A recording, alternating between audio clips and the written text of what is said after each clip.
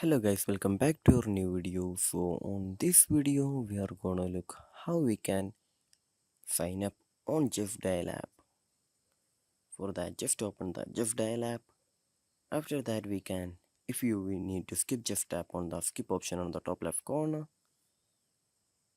After that, just enter your mobile number right here. After entering your mobile number, or we can also log in by using the WhatsApp right here. Just tap on the login with OTP. After that, an OTP will be sent on your number that you have entered. So after entering your OTP, just enter your name right here and then tap on the continue option.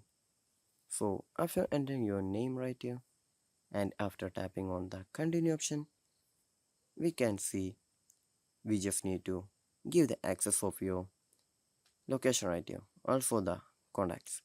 So we can see we have been successfully logged into Justdial app. So this is how you're gonna sign up on your Justdial app. So I hope this video was useful for you. So just do like, share, subscribe to our channel. Thank you and have a nice day.